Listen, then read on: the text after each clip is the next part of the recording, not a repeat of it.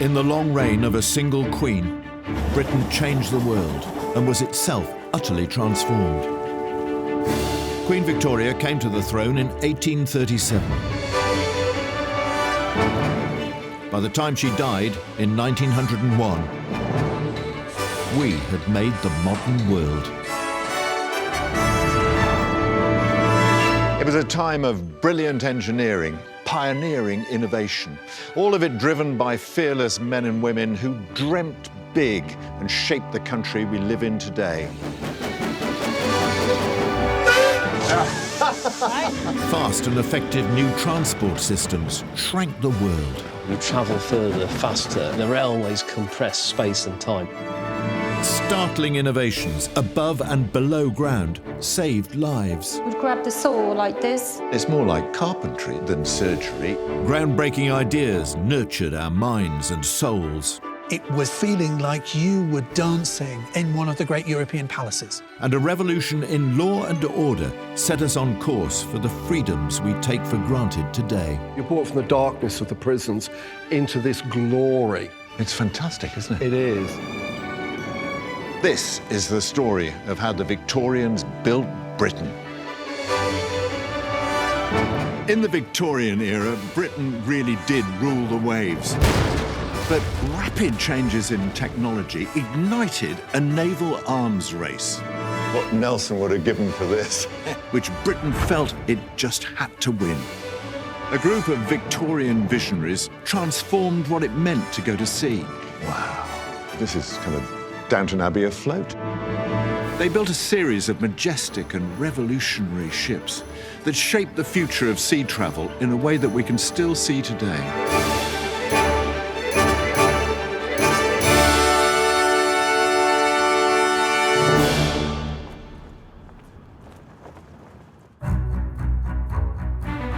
When Queen Victoria came to the throne, ships were the arteries of the British Empire. Across the UK, rivers like this would be crammed with shipping from all over the world, bringing in, picking up cargoes that made Britain the greatest trading nation on earth. All that wealth and territory was held together, protected, guaranteed by the Royal Navy. The British Navy was feared throughout the world. It had not long before defeated the French and the Spanish at the Battle of Trafalgar, but its supremacy was under threat. Across the Channel, the French had raised their game. Out went their old wooden ships, and in came a terrifying new warship powered by sail and steam, and clad in the latest material, iron. She was called La Gloire, the Glory, and the minute she hit the water in 1859, the entire Royal Navy was obsolete. If she was to stay ahead in a dangerous world, Britain had to act fast. In December 1860, the biggest, fastest, most powerful warship the world had ever seen was launched. And here it is, HMS Warrior, Victorian masterpiece.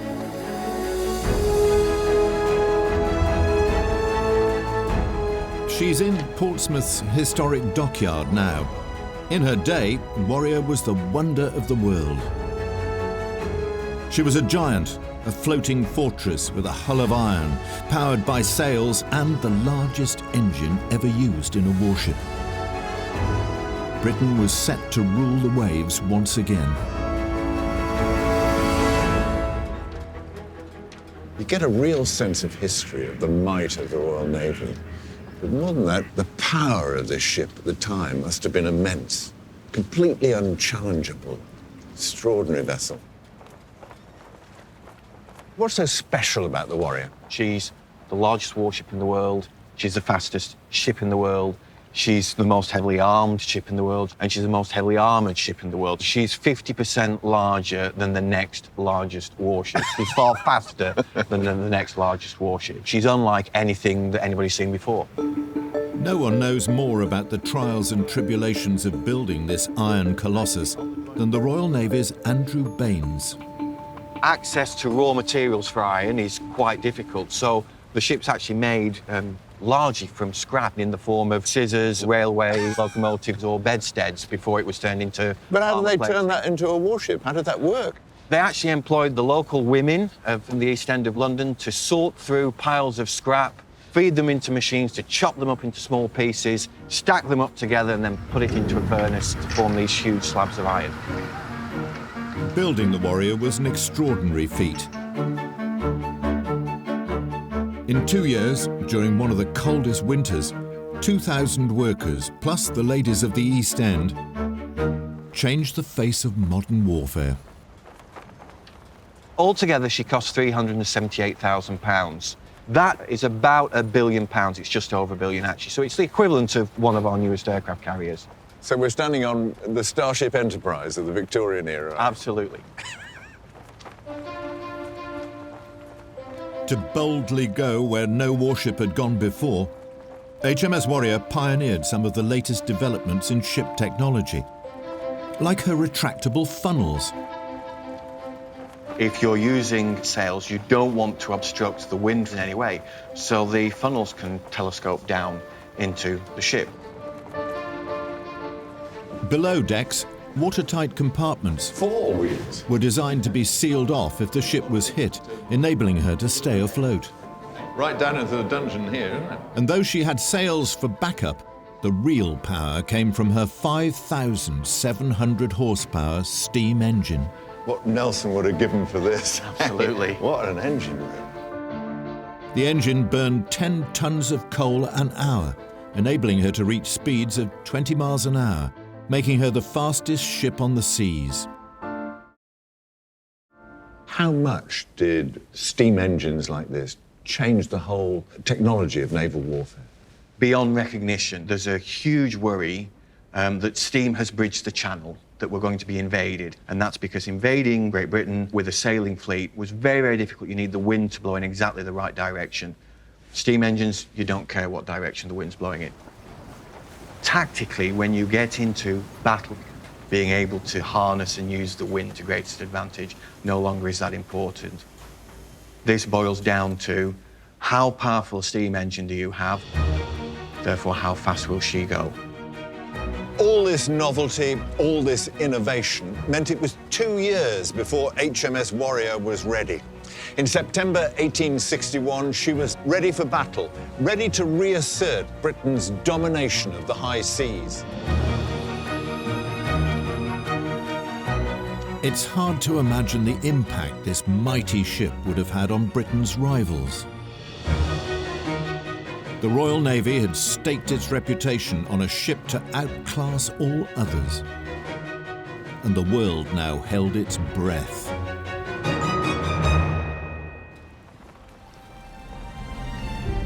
(1860), and a new ship prepares to rule the seas.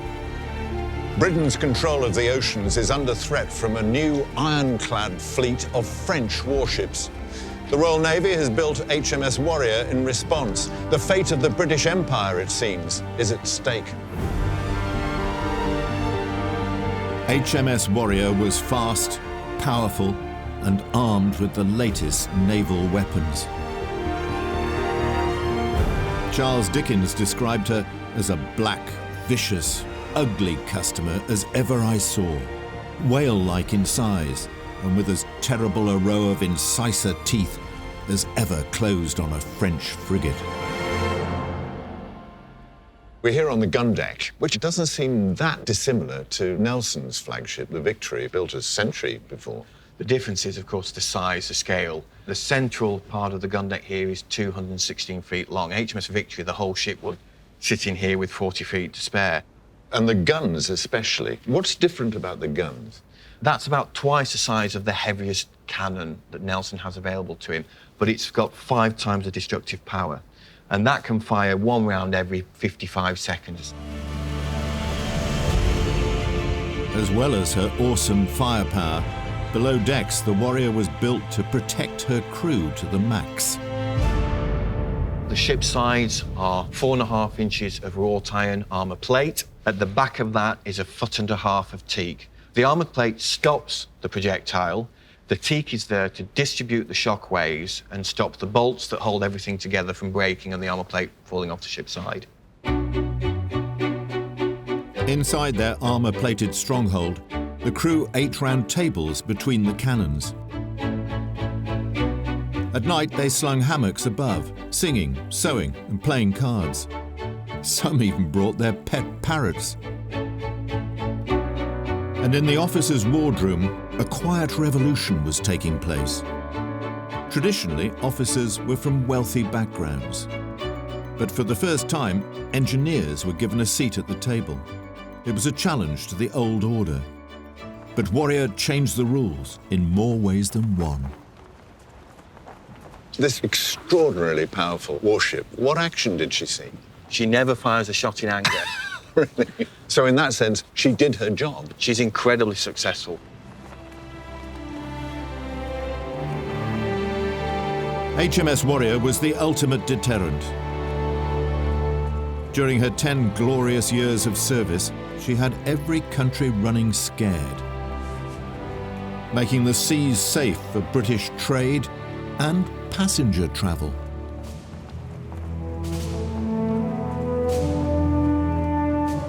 It wasn't only warships that were changing, and changing fast.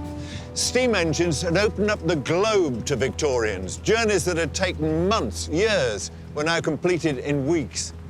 Passenger liners had arrived, and behind them, one of Britain's greatest engineers. Isambard Kingdom Brunel was a man on a mission to link London to New York. His Great Western Railway was already whisking passengers from Paddington to Bristol. The transatlantic crossing was the missing link. Brunel's first attempt at a passenger liner was a paddle steamer, SS Great Western. But it was a competitive market, and the Great Western's paddles slowed her down. Brunel had a better idea. Brunel went back to the drawing board and totally redesigned his passenger liner. 5 years later, it was ready. And this is the result. The SS Great Britain. She's in Bristol now, where she's been painstakingly restored. At her launch in 1843, the Great Britain was described as the greatest experiment since creation. She was made of the Victorian material of choice, iron, and powered by the latest in propeller-driven steam technology. More people were travelling to New York than ever before. Many of them rich, with business interests in America. To appeal to these wealthy customers, Brunel and his backers were gambling on their new ship being the ultimate in comfort, style, and size.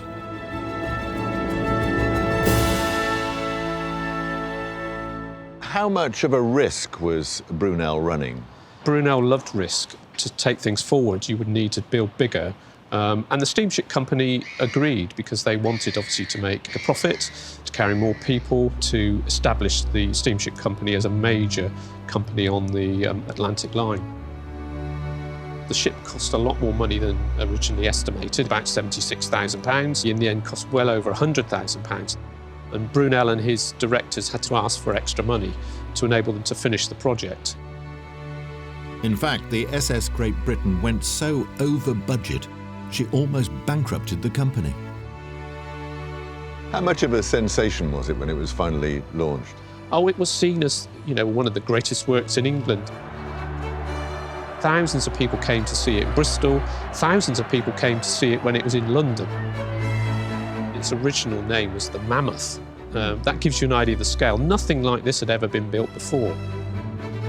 Queen Victoria visited the ship to give it the royal seal of approval. It was a sensation. Nobody had seen anything quite like it. She was a ship fit for a queen, one of the very first to appeal to a new breed of luxury traveller. Good gracious. Wow. Lights, space. This is kind of Downton Abbey afloat, isn't it? It is, it is. But at this particular time, to have this sort of grandeur afloat must have been extraordinary. The passengers were paying 35 guineas, which was a lot of money for a first-class passenger, so they expected a high standard of journey, and this is what you got.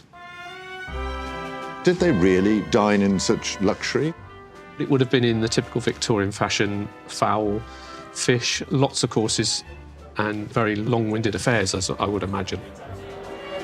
The sumptuous meals were included in the price of a first-class ticket, along with luxury extras like hot water and steward service. First-class passengers on later voyages were even treated to fresh milk for their tea from the ship's cow. And Brunel lavished the VIP treatment on the ship's interiors. Columns were gilded and archways beautifully carved. There were private sitting rooms for the ladies. And the sleeping compartments came with bathrooms, each with a cast iron bath. And this is the promenade deck, It is. where you promenaded in. Exactly. The first-class passengers even had their own covered deck, where they could take a stroll in bad weather. It was typical of the Victorian class system to keep the wealthy and the poor firmly apart. There was literally a big dividing line between the two on this ship. There was, because up on the deck there is a line across which only first-class passengers could go. Exclusivity, below decks as well as above decks. Below decks was a world away from the five-star first-class saloons. Third-class, or steerage, passengers were crammed into stuffy bunks near the engines in the noisiest parts of the ship. Rats were rife. There were reports of rats biting toes, eating people's clothes, and even their money. One disgruntled passenger wrote about his experience of the poky conditions below decks. This is one of the few accounts from people who travelled steerage, the poorer people, packed into the front of the ship. A Scot called Alan Gilmore gives an account of what it was like in steerage in 1852 going to Australia. Our berths are pretty well ventilated, but very confined and dark. The distance between our berths for the purpose of dressing is 2 feet broad and 6 feet long, so confined that only one can dress at once. And even in this small space, we have to build part of our luggage.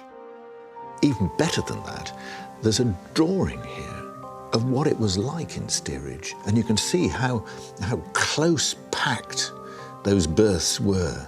A passage here and a pantry and so on. It really gives you some idea of what it was actually like. Today, we're still grumbling about economy class, but it's remarkable to think that long-haul travel as we know it has its origins in the pioneering passenger liner, SS Great Britain. Brunel shrank the world. The SS Great Britain enabled people to travel much quicker and much safer than they'd ever done before. But the restless Victorians were eager to move on. Size was everything. The bigger the ship, the more passengers and the more profit. And while this inspired some of their most brilliant creations, it also set the scene for one of their darkest days.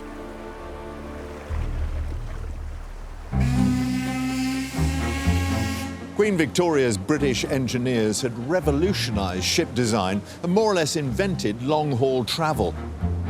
But the new technology was expensive, which led to some companies cutting corners.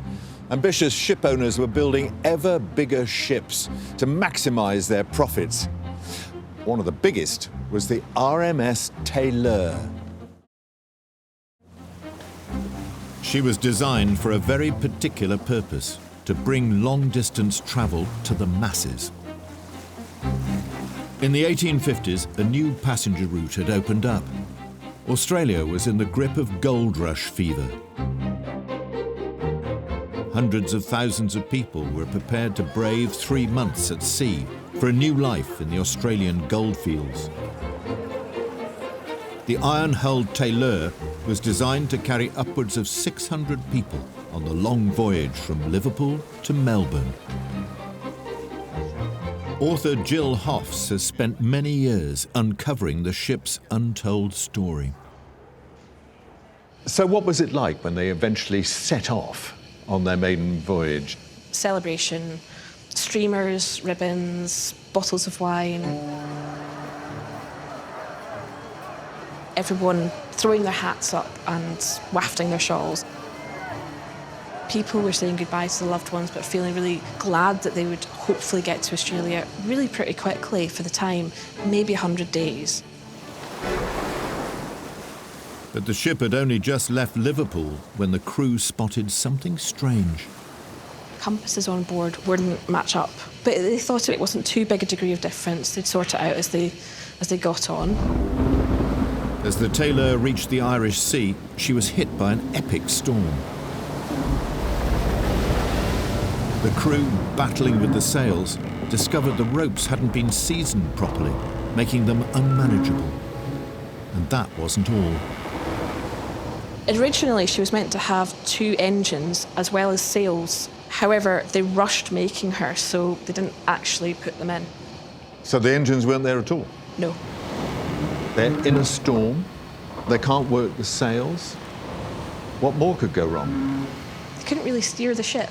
Why? The rudder had been cut down to allow the ship to actually go from Warrington, where she was built, down the Mersey to Liverpool, where she was fitted out. And what this meant was they couldn't direct her in any way, shape or form. The storm raged on. By now, it was clear to everyone on board the ship was in deep trouble. After 2 days, there was a shout of "Land ahoy!" The children heard the shouts of land and got dead excited because they were too little to know 2 days isn't 100 days, and they thought it was Australia. In fact, the land they could see was the island of Lambay off the Dublin coast. Its Gaelic name, Island of the Shipwreck. Some of the men tried to hack down the sails with axes because the tide was powering them in. But the force of the waves was sweeping the ship relentlessly towards the rocks. She jammed onto the rock, side on. And open up the ship to the water? Yes. The first people to get off literally just jumped, and that was them. And they started putting ropes and spars across and trying to help people over. It's hard to imagine the terror that must have gripped those poor passengers that day. The ship was now sinking. Some decided to try and swim for the shore. But the motion of the waves and the tide pulled the ship back, and it meant that people were getting crushed in between the ship and the rock. Women were also hampered by the weight of their skirts and petticoats. Out of 100 women on board, just 3 survived. It's original scene out of hell, wasn't it? Totally. It's estimated that day around 400 people died.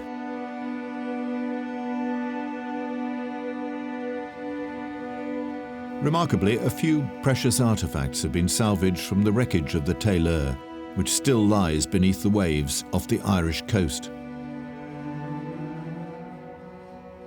What sort of impact did it make when the news of this broke? It was a gut punch for Victorian Britain. It was a complete shock. They'd fully expected that the next time they would hear about this magnificent vessel, it would be because she'd landed in glory in Australia. They'd made their mark upon the world, and instead it was this. You know, they really couldn't have imagined it. There were 5 inquiries into the disaster, which found fault with the shipping company White Star for not checking the compasses or carrying out sea trials. Although no one went to jail, White Star eventually went bankrupt. But its name was taken by another shipping company, which went on to launch the most famously ill-fated ship of all, the Titanic.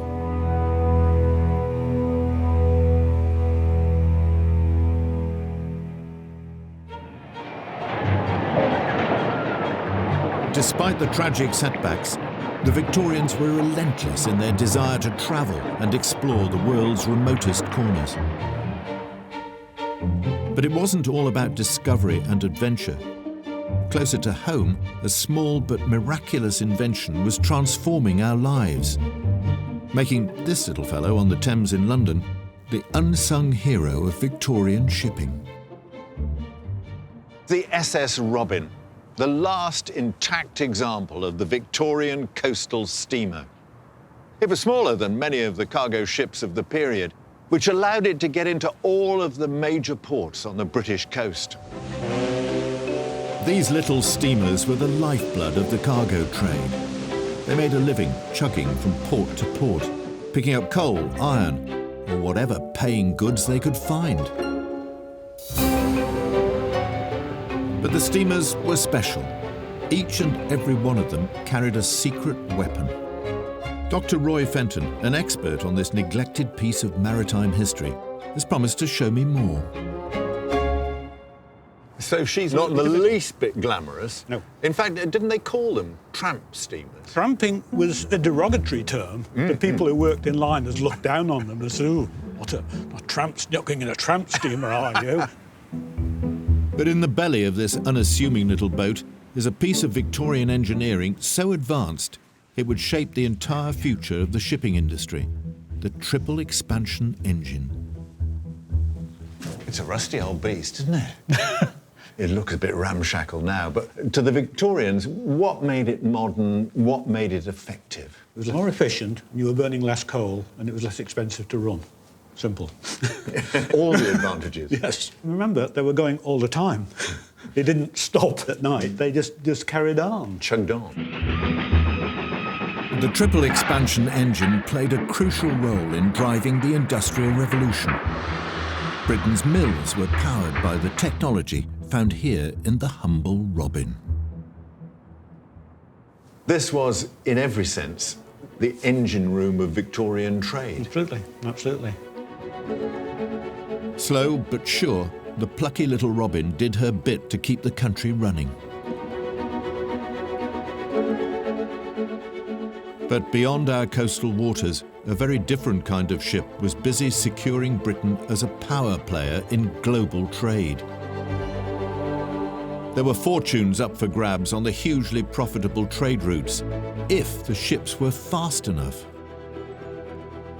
The urge for speed, to have the fastest trading vessel to cross the world's oceans, led to perhaps the most famous ship of the Victorian era, the Cutty Sark. With her streamlined hull and masts that held 32,000 square feet of sail, the Cutty Sark was one of a new breed of superships called clippers because they moved at such a clip. She was the very fastest ship of her time and was built in Dumbarton for the Victorian shipping magnate Jock Willis. What sort of man was he? Well, Jock Willis was quite a character. He was well known around the city, particularly because he wore a distinctive white top hat, so he would have been easy to spot. Why did he want this ship built? Crucially, there was an awful lot of money to be made in the tea trade, and it paid to be fast. Now, Cutty Sark is a clipper ship. She is built for speed. Speed was of the essence in the tea business. Tea was fast becoming the nation's favourite drink. A cup of tea was the very definition of respectability, and the rich paid top whack for the new season's crop. The clippers laden with tea raced each other to be first back from China. The winner could sell at a premium. The first cargo was worth around £6 million in today's money. There were many other clipper ships like Cutty Sark who were all competing for that market. We have records of the crew betting their rivals whether they could get back first to London. The crews were highly skilled, chosen for their expert handling of these thoroughbred ships. They slept in cabins on the main deck, in wooden bunks that were deliberately designed a few inches shorter than the average man. The theory was that if the men were squashed into their bunks, they wouldn't roll out in stormy seas. But this brilliantly designed ship had a rival, the Thermopylae. Thermopylae was built the year before Cutty Sark, and the owner was professing that this was going to be the fastest ship afloat. So it was all about pride and prestige and, of course, crucially, about money. In 1872, the Cutty Sark set out to beat Thermopylae on the tea run from Shanghai to London. It would be one of the most thrilling races in maritime history. The ships were very, very close out of China. They were so close that their signal flags were launched to communicate with one another, so the crew would almost be able to see one another. As they sailed across the Indian Ocean, Cutty Sark surged ahead. By the time she'd reached the tip of Africa, she was 460 miles in the lead and heading for victory. Then, disaster. Off the Cape of Good Hope, she was hit by a massive storm which tore her rudder clean off. It's a huge piece, isn't it? And it just came straight off. Yeah, it paints a picture of how severe the gale was, how big the storm was, that it could knock that piece of wood entirely off. There was no way to steer without the 5-metre-high rudder. To make a new one, a ship would normally go to the nearest port. But the captain had other ideas. The master, George Moody, was adamant that they were going to build a temporary rudder and try and resume the race. How did they possibly make something to replace something as huge as that? Really, really luckily, there happened to be 2 stowaways on this voyage on Cutty Sark, and those stowaways, one was a carpenter and one was a blacksmith. So it was an incredible stroke of luck. Quickly, a makeshift forge was assembled on deck.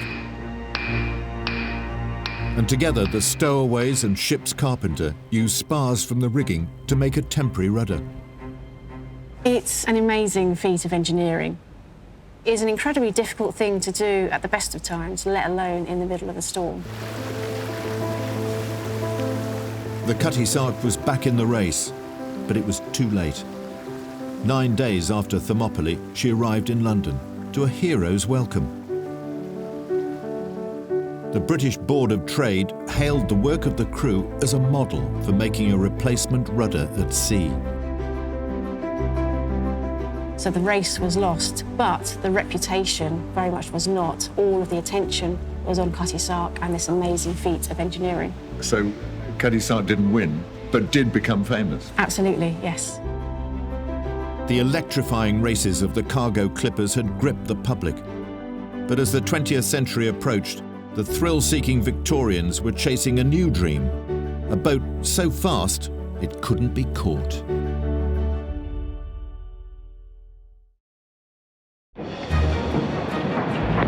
Throughout Victoria's reign, the nation's most talented engineers had built ships that gave Britain her military muscle, revolutionised passenger travel, and turned her into a trading superpower. But another Victorian inventor had a different aim.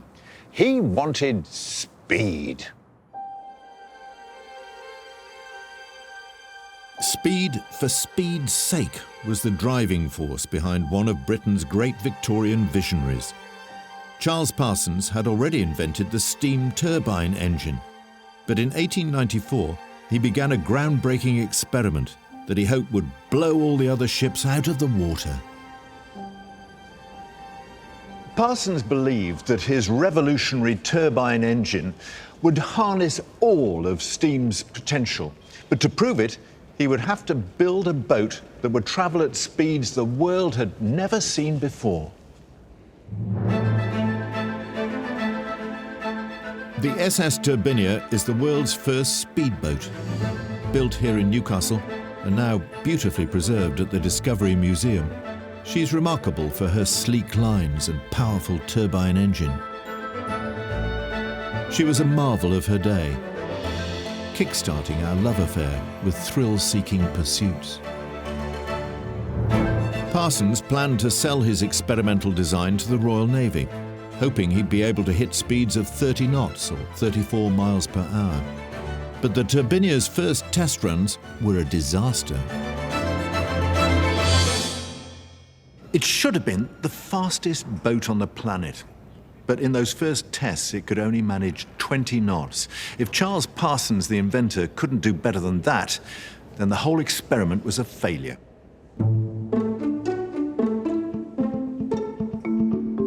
Then Parsons had a light bulb moment.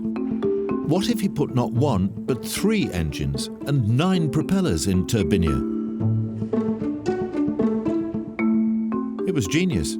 The new boat topped 32 knots, nearly 37 miles an hour, faster than any boat on the seas.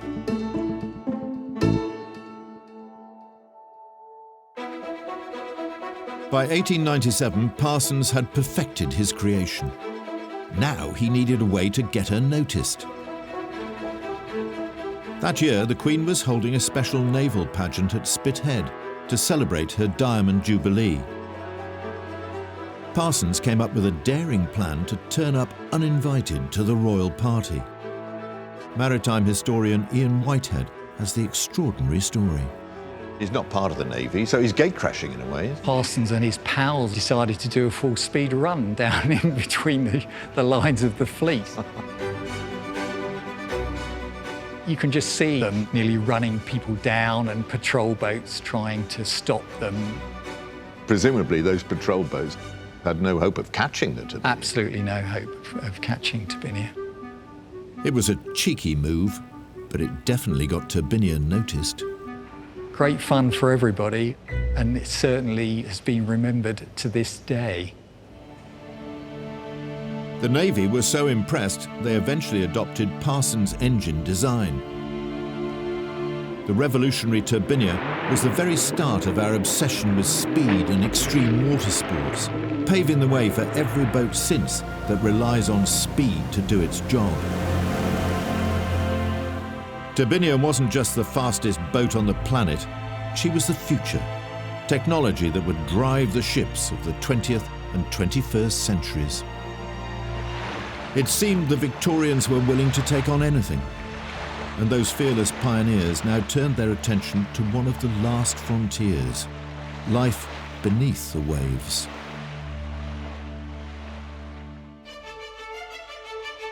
A design for a boat that could travel underwater was first floated in 1578 by a Royal Navy gunner, William Bourne.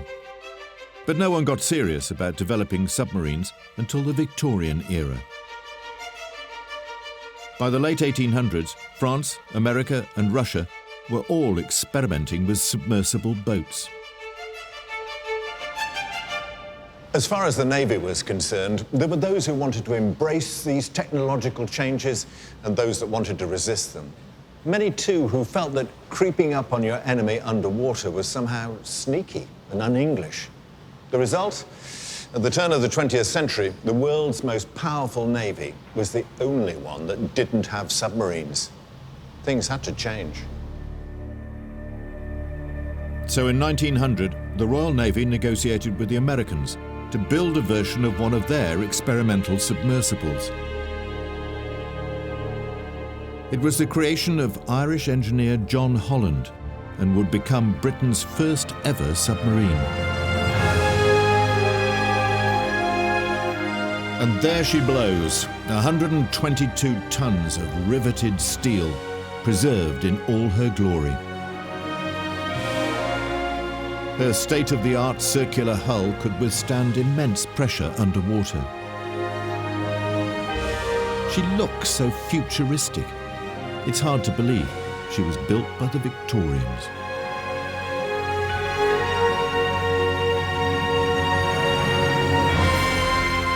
The Navy's own submarine expert, George Malcolmson, knows how dangerous it was for the first sailors venturing into this brave new underwater world. You certainly have to keep your head down here. People actually had to live on here and work on here. How many in the crew? Oh, well, you would have had 8 people in the crew. 8 people living and working cheek by jowl.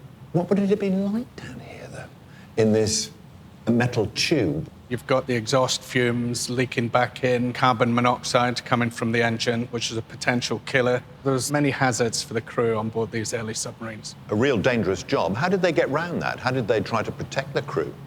One of the things was to have 3 white mice in a cage, and when they showed signs of distress or bellied up, then it was time to bring the submarine up. For the 8 men piloting the sub on her first dives, it was a voyage into the unknown. 30 years earlier, Jules Verne had written about a fantastical undersea journey in 20,000 Leagues Under the Sea. These first submarine crews must have imagined all kinds of terrors waiting for them as they navigated their way beneath the oceans. In terms of actually physically operating it, steering it, surfacing and diving, how complex, how difficult an operation was that? Well, that is the problem. Once you're under the water, you're subjected to tidal drift. Knowing where you were at any given time is the challenge. One solution came from the Navy's very first captain of submarines, Reginald Bacon, earning him the reputation of the cleverest officer in the Navy. Captain Bacon came up with the idea of a periscope, or they called it an optical tube. This would help navigating and carrying out an attack against a surface vessel. It must have made a huge difference when you could actually see what was happening on the surface rather than doing everything blind. It is a pivotal moment for the Royal Navy. In the space of just a few years, the development of the submarine was such that at the outbreak of First World War, we had more submarines than anybody. Britain had the depths of the ocean in her sights. The technology of these early subs would be the basis of all British submarine design. The Victorians dreamed big. Their willingness to experiment had propelled them into a futuristic world where anything was possible. Britain's always been a seafaring nation, but in the 64 years of Victoria's reign, British ships changed out of all recognition. The Victorians created the deadliest warship, the largest ocean liner. They came up with the fastest ships and got hold of the sneakiest submarine the world had ever seen. By 1901, Britannia really did rule the waves, thanks to the inventions of the Victorians, the engineers, the entrepreneurs, the pioneers, who set us on course for the world we have today. Next time, I discover how the Victorians harnessed iron and steel to bridge the nation's divides. It's the scale of it, isn't it, when you go underneath it? It's absolutely incredible. Uncover the secrets of an engineering great. God, that's like a cathedral. And see a bridge-building revolution that echoed around the world.